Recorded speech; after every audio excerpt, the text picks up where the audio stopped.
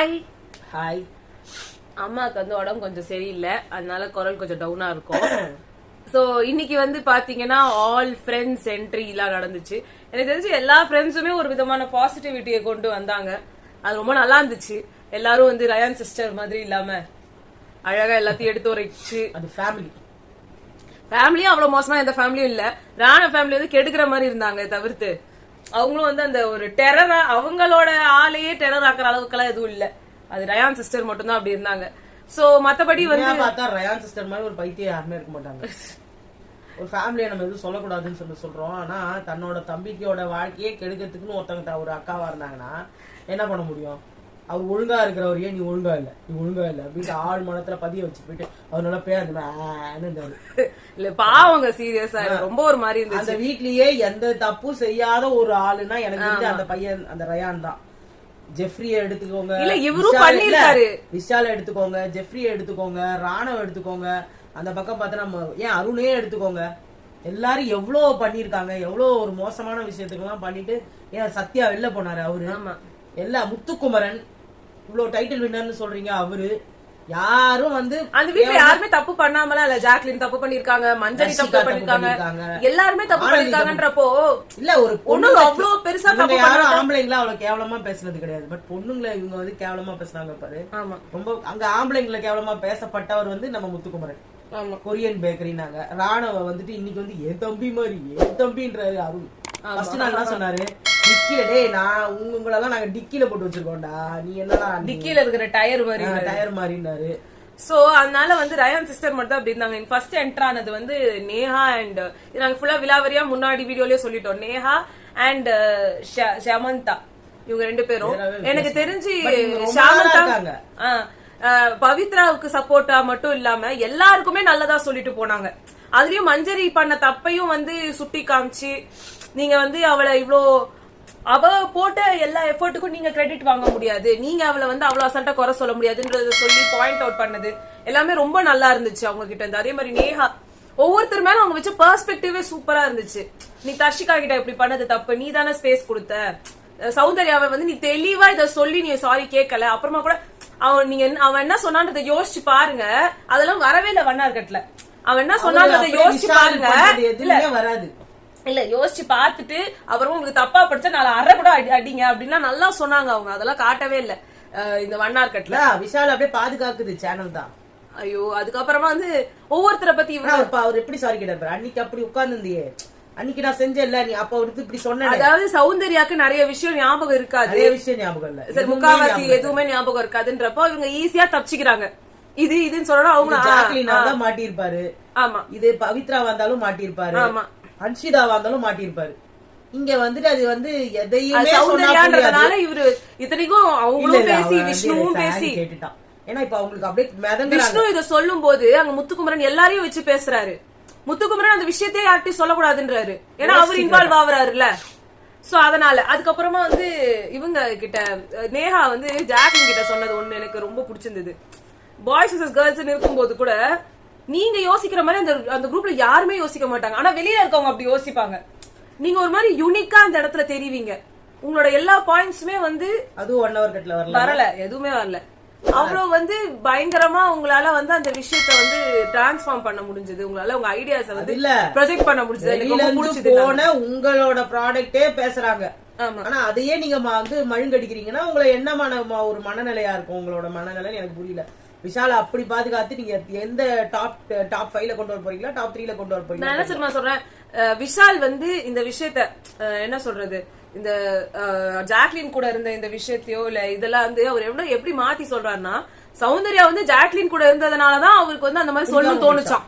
பிடிக்காம போயிடுச்சு. சரி இந்த மாதிரிலாம் பேசுறதுக்கு காரணமே அவங்க கூட இருந்ததுனால தானா. அப்ப வந்தவங்க ஏன் கேட்கல ஜாக்லின் உனக்கு என்ன பண்ணிட்டாங்கப்பா? ஜாக்லின் ஏன் அவ்வளவு மோசமா பேச? எனக்கு கிடைச்ச ஃபர்ஸ்ட் செலிபிரிட்டி ஃப்ரெண்ட்னு சொல்ல வேண்டியது, அசிங்கமா என்னெல்லாம் பேச முடியுமோ பேசிட வேண்டியது. என்ன ஜென்மம் அவர் எனக்கு தெரியல இந்த விஷால்ன்றவர். ஜென்மமா என்ன மாதிரி ஆளுங்க அவங்களெல்லாம் வெளியில பார்த்தேன்னு வச்சுக்கேன் செம்ம அடி கொடுப்பேன். சீரியஸா சொல்றேன். இந்த பொண்ணுங்களை இந்த தெலுங்கு பிக் பாஸ்ல ஒரு பொண்ணா, மலையாள பிக் பாஸ்ல ஒரு பொண்ணு. சோ எனக்கு வந்து விஷாலோட ஆட்டம் எதுவும் விஷால் அவரோட எதுவுமே சரியில்லை, அவ்வளவுதான். அவரை பொறுத்த வரைக்கும் எனக்கு தெரிஞ்சு நேஹா மாதிரி ஒரு ஃப்ரெண்ட் அவருக்கு கிடைச்சது வந்து அவர் கொடுத்து வச்சிருக்கணும். அது வந்து அவங்க டிஆர்பிக்காக பண்ணாங்களோ. ஒரு தங்கச்சின்ற முறையில பழகுறாருன்னு சந்தோஷப்பட்டுக்கோ. அவரோட எல்லாமே பார்த்தனா பொண்ணுங்க டார்கெட்டே அவர் என்னன்னா அவர் வேற மாதிரி ஆரம்பிச்சு வேற மாதிரி போர்ட்ரே பண்ணி அவங்களை காலி பண்றதுதான் அவரோட வேலை போல இருக்கு. அதுக்கப்புறமா வந்து விஷ்ணுக்கு வந்து ஒரு ப்ரொபோசல் சீன், ஏதாச்சும் 2 lakhs people லைவ்ல இருந்தாங்க அந்த சீனுக்கு. சோ அது உள்ளே வர வச்சிருக்காங்க. அது நல்ல கியூட் சீனா இருந்தாலும் அவர்கிட்ட இருந்து எந்த ரெஸ்பான்ஸும் இல்ல இதுக்கு. அவர் வந்து நான் பாத்துக்கிறேன், நான் அப்பாவை பாத்துக்கிறேன் அப்படின்லாம் சொல்லிட்டு இங்க வந்து பர்மிஷன் கேட்டுட்டு இருந்தாங்க. பட் ரியாலிட்டி என்ன எதுன்னு தெரியாது. பட் எல்லாம் தெரிஞ்சுதான் இருக்கும், அதெல்லாம் இல்லாம இவ்வளவு தூரம் வரலாம் வராது. சோ எஸ், இது உங்களுக்கு ஒரு பயங்கரமான ஒரு லைஃப் டைம் மெமரி அண்ட் ஹிஸ்டரியில எழுதப்பட்டு விட்டது, ஒரு ப்ரொபோசல் நடந்திருக்கு அப்படின்னு சொல்லி. சோ அது வந்து இங்க அடுத்தது வந்து அவங்க கூடவே வந்து தீபக்கோட ஃப்ரெண்ட் வந்து அவர் வந்து ஏதோ வெங்கட் ராஜ் ஒண்ணுல சிங்கம் இவரு சிங்கம்னு கூப்பிடுறாரு. சோ அவரு கூடவே இருந்தாரு. அவருக்கான ஃப்ரெண்ட்ன்றதுனால எல்லாரு கூடயும் இங்க அப்படிலாம் இல்ல, அவரு கூட தான் நிறைய இருந்தாரு. எல்லார்ட்டையும் நல்லா பேசுறாரு. பட் விஷ்ணு எல்லாருக்குமே ஒரு இன்புட் கொடுத்தாரு. நீ நல்லா பண்ற, நீ நல்லா பண்ணல, நீங்க உங்களுக்கு என்ன, நீங்க நல்லா பண்ணலாம், நீங்க உங்களுக்கு ஒன்னும் பிரச்சனை இல்லை இப்படிலாம் சொல்றது. அண்ட் எல்லாருமே ரயானுக்கு ஒரு பூஸ்ட் கொடுத்தாங்க. அவங்க அக்கா பண்ணாததெல்லாம் எல்லாருமே பண்ணாங்க. என்ன உங்க 2 பேர் பஞ்சாயத்து என்ன ஆச்சு? உங்க 2 பேர் ஒண்ணுமே இல்லையே உங்க 2 பேருக்குள்ள, ஏன் அப்படி தேவையில்லாம? எல்லாருக்குமே அந்த குரூப் இருந்தது பிடிச்சிருந்தது. அதுதான் நம்மளும் சொல்லுவோம். அடுத்து வந்து அருணுக்கு வந்து அர்ச்சனா வந்தாங்க. அதே மாதிரி ஈரோடு மகேஷ் ராணுவ பத்தி சொன்னாரு. எல்லாரும் ஒரு பக்கம் போனா இவங்க மட்டும் வேற பக்கம் போவாரு. இவரு ஒரு இது வேற வச்சிருக்காரு, என்ன நீயே சொல்லுப்பா, ஏஆரம் நீயே சொல்லு. ஏ வந்து ஒவ்வொரு வின்னர் ஏல, அது வந்து 1, அதுக்கப்புறம் 4, அப்புறம் வந்து 7, இவங்க எல்லாம் ஏல வந்துட்டாங்க. அப்புறம் வந்து 2, அப்புறம் 5 வந்து 6ல வந்துருச்சு. சோ அதனால 8ம் இது எல்லாருக்கும் தெரியல, தெரியாத மாதிரி எல்லாம் நடிச்சாங்க. அதுக்கு வந்து அதனால ராணவ் ரயான் இவங்க 2 பேருக்கு, ரயானுக்கு ஆப்வியஸ்லி நோ சான்ஸ், அவங்க அக்காவை ஊத்தி விட்டாங்க. சோ ராணவ் வர்றதுக்கான சான்ஸ் இருக்குன்றதா சொல்றாங்க. இன்னும் சில பேர் என்ன பண்ணிடுறாங்கன்னா, அர்ச்சனா ரவிச்சந்திரன் ஏஆர் அங்கேயே முடிஞ்சிருச்சு, அதனால எம்மு தான் வரணும், சோ முத்துக்குமரன் தான் வரணும் அப்படின்றாங்க. அப்படி எம்முல பார்த்தா கூட மஞ்சரி இருக்காங்க. தானே அப்படி பார்த்தா வந்து முத்துக்குமரன் தான் வருவாரு. சோ அதனால அந்த ஒரு இது போய்கிட்டு இருக்கு. அதுக்கு அடுத்து வந்து அர்ச்சனாவும் அருணும் வந்து மத்தவங்க கிட்ட பேசவே விரும்பல. அவங்க தனி உலகத்துல இவ்வளவு நாளா 3 வருஷமா ரிலேஷன்ஷிப்ல இருக்காங்க. அவங்க சொல்லவே இல்ல. நிறைய விஷயங்கள் வெளியே வந்தது, இவங்க 2 பேரும் லிவிங்ல இருக்காங்கன்னு சொல்லிட்டு நிறைய விஷயங்கள் எல்லாமே தவிர்த்துட்டாங்க. ஏன்னா நிறைய ஃபேன்ஸ் மீட்ல கூட அவங்கள மீட் பண்ணப்போ கூட அங்க எல்லாரும் அந்த மேரேஜ் பத்தி தான் சொன்னப்போ, இன்னும் எனக்கு கரியர் இருக்கு அத பத்தி யோசிக்கிறதுக்கே இல்ல, வாட் அபௌட் சிங்கிள் லைன்ல தான் மேரேஜ் பண்ணணும். அது முன்னாடி வந்து இப்ப கூட ஒன்னும் பிரச்சனை இல்லை, இப்ப கூட கலெக்டர் ஆகலாம்னாரு அவரு, நாட் டூ லேட் அப்படின்னு சொல்லிட்டு. அப்புறமா அதெல்லாம் பண்ணிட்டு அப்பெல்லாம் கேட்கும்போது எனக்குலாம் இப்பெல்லாம் கான்சென்ட்ரேஷனே வெறும் என்னோட கெரியர், நான் ஒரு ஆண்டர்பிரனர் ஆகணும், நான் ஒரு பெரிய ஆக்டர் ஆகணும், நான் பெரிய எனக்கு கனவு கொட்டலாம் வச்சிருக்கேன், இப்பெல்லாம் யோசிக்க கூட சான்ஸ் இல்லை. எனக்கு ரொம்ப மோட்டிவேட்டிங்கா இருந்துச்சு அவங்க அன்னைக்கு பேசினப்போ. ஆனா வந்து லைக் மேரேஜ் தப்புன்னு இல்ல அது அகைன்ஸ்ட் அந்த மாதிரி கிடையாது. பட் ஒரு விஷயத்த மறைச்சு திடீர்னு வந்து அது ஓபன் பண்ணப்போ அப்ப இவ்வளவு நாள் சொன்னது என்னதுன்ற மாதிரி ஒரு கொஸ்டின் வருது. அந்த மாதிரி இருக்கு. நீங்க எப்பயுமே வந்து சொல்லிருக்கோம் எஸ் ஐ எம் கமிட்டட்ன்ற மாதிரியே சொல்லிருக்கலாம். உள்ள ஒரு வார்த்தை இத வர அவரு இன்னும் சொல்ல போனா விஜய் வர்மாவோட இவங்களுக்கு எடிட்ஸ் எல்லாம் வந்துச்சு பயங்கரமா. ஆமா, அப்ப கூட யாருமே இல்ல அதை வந்து எதிர்த்து சொல்லவோ எதுவோ. இப்ப கூட ஜாக்லின் முத்துக்குமரனுக்கு நிறைய வந்துச்சு. இப்ப பாக்கும்போது முத்துக்குமரன் யாரோ அவங்க லவ் பண்றாங்கன்னு சொல்லிட்டு இருக்காங்க. அதே மாதிரி ஜாக்லின் இன்னொரு பக்கம் வந்து யுவராஜ் அவங்க காமிச்சிட்டாங்க யாருன்னு. அதே மாதிரி ரயான் அண்ட் சௌந்தர்யாக்கு வந்து நிறைய எடிட்ஸ் போயிட்டு இருந்துச்சு. ஆப்வியஸ்லி ரயான் வந்து லவ்வே ஹேட் பண்ற அளவுக்கு போயிட்டு இருக்காரு. சௌந்தர்யாக்கு விஷ்ணு இருக்காங்க. அண்ட் இந்த சீசன்ல இருந்துச்சு ஒரே லவ் அப்படின்னு வந்து மலரும் இதா இருக்கு. எல்லா வயசாகி போய் தான் உள்ள வந்திருக்காங்க, யாரும் ஒரு மிடில் ஏஜ்ல வரல. அதாவது என்ன சொல்றது, கெரியர்லாம் எண்ட் ஆஃப் த கெரியர், இதோட அவங்க கல்யாணம் பண்ணி செட்டில் ஆக வேண்டியதான்ற மாதிரி நிலைமையில தான் எல்லாம் வந்திருக்காங்கன்னு நினைக்கிறேன். எல்லாரும் பார்த்தனா, ஏன்னா இதுல வந்து இது வரைக்கும் யாராவது சொல்லியிருக்காங்க நான் கல்யாணம் பண்ணிக்க போறேன் அப்படிலாம் சொன்னதே கிடையாது யாருமே. இதே பூர்ணிமா ஆகட்டும், இல்லைன்னா அங்க வந்து அக்ஷயா ஆகட்டும், அங்க யாருமே எந்த ஒருத்தருமே அந்த மாதிரி பேசல. அதுக்கு முன்னாடி இது முன்னாடி எல்லாம் கூட சொல்றேன், அப்படிலாம் யாருமே பேசுனது கிடையாது. இந்த வாட்டி ரொம்ப என்னமோ லவ், எனக்கு ப்ரப்போசல், எனக்கு இது, எனக்கு அது, ஒரு சீசன் ஒரு விஷயத்துக்கு ஞாபகப்படுத்தப்படும்ல. மேரேஜ் மேட்ரிமோனி மாதிரி இருந்து அந்த சீசன்ல இருக்கவங்க இந்த சீசன்ல இருக்கவங்க கல்யாணம் பண்ணிக்கோங்க. அது என்ன 7th சீசனும் 8th சீசனும் அப்படி என்ன புண்ணியம் பண்ணிடுச்சுன்னு தெரியல. இங்க இருந்து ஒருத்தர் அங்க இருந்து ஒருத்தர் செட் பண்ணி விடுற மாதிரி இருக்குது எனக்கு. அது ஒரு மாதிரி நல்லா சந்தோஷமா இருக்க. ஆமா அவங்களுக்கு வந்து அந்த ஒரு இது பண்ணும்போது ஓகே நம்மளுக்கு ஃபைன் நைஸ்னு. ஆனா வந்து நான் ஜாக்லினுக்கு ரக்ஷன் வருவாங்கன்னு நினைச்சேன். அது எல்லாருமே என்னமோ போட்டாங்க வருவாங்கன்ட்டு.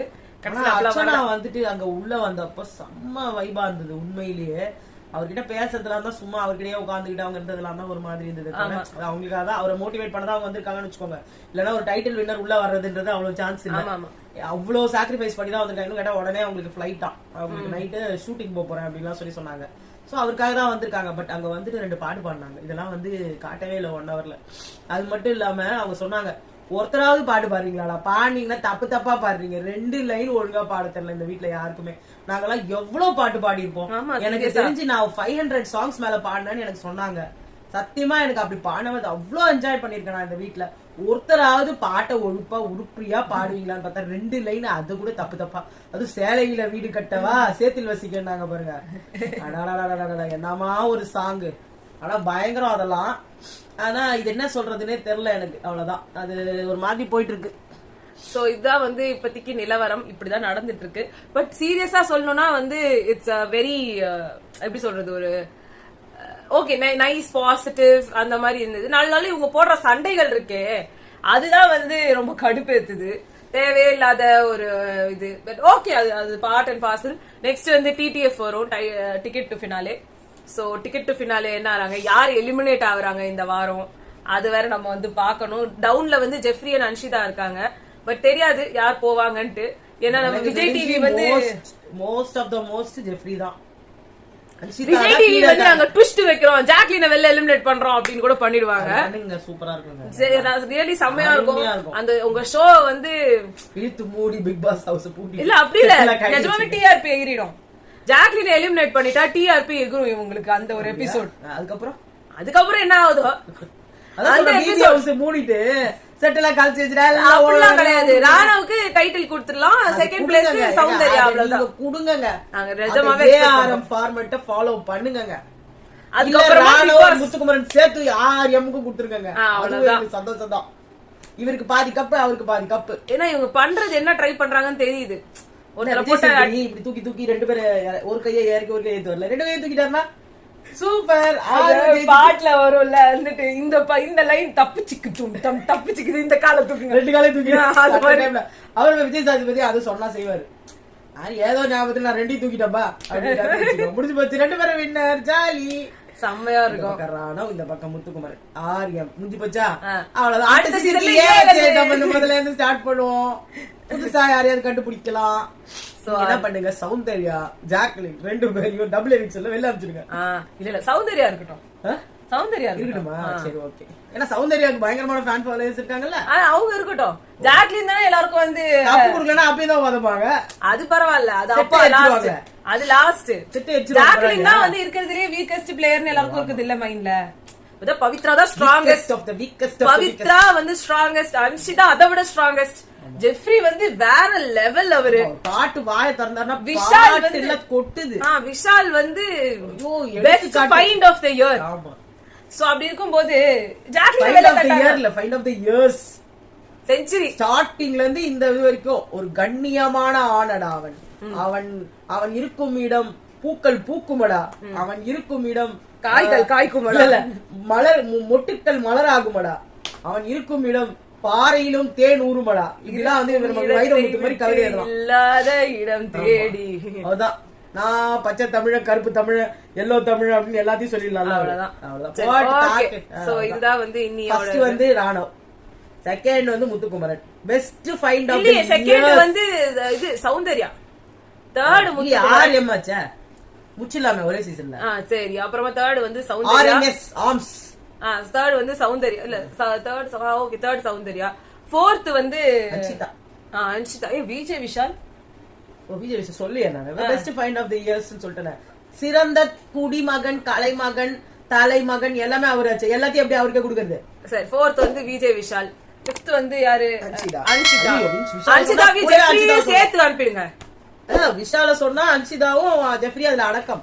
ஓ ரைட், புரியுதா. அடுத்து அருண் தனியா உள்ள பிச்சு பார்க்க கூடாது. அருண் மஞ்சரி போடி தான். அருண் மஞ்சரி எல்லாம் வேஸ்ட், இது போடுதான். சோ இதா வந்து எல்லாம் கேப்பீங்களா ஆர்டர் என்னன்னு, இதாங்க ஆர்டர், இதான் நடக்கும். நடக்கும் போது இப்படியே இருக்கட்டும். ஜாக்லினை வந்து வெளில அனுப்பிடுங்க. ஆமா, வெளில அவங்க வந்துட்டோம். இன்னைக்கு நாளைக்கு வந்து ஜாக்லின் வெளில ஏன்னா வந்து ஓட்டிங்ல ஃபர்ஸ்ட் இருக்காங்களா, என்னத்துக்கு லாஸ்ட்ல இருந்து பார்த்தா இது அவங்கதான் லாஸ்ட்ல பாருங்க. இந்த ஆர்டர்ல பாருங்க, ஃபர்ஸ்ட்ல இருந்து பார்த்தா அவங்க ஃபர்ஸ்ட், லாஸ்ட்ல இருந்து பார்த்தா அவங்க லாஸ்ட்ல. ஆமா. சோ அதனால லாஸ்ட்ன்றதால எப்படி பாக்கணும்ன்றது, அதனால கொஞ்சம் ஜாக்லிட்ட வெளில அனுப்பிடுங்க. வேணா டபுள் எவிக்ஷன் பண்ணி ஃபர்ஸ்ட் 2 பிளேசஸ்ல இருக்குது மஞ்சரி அண்ட் ஜாக். அவ்வளவுதான், சூப்பர். ரெண்டு பேரும் சேர்த்து அனுப்பிடுங்க. ஓகே, உங்களை நாங்க நாளைக்கு சந்திக்கிறோம். பாய். நாங்க வந்து எலிமினேஷன் இதோட வரோம். ஓகே, பாய்.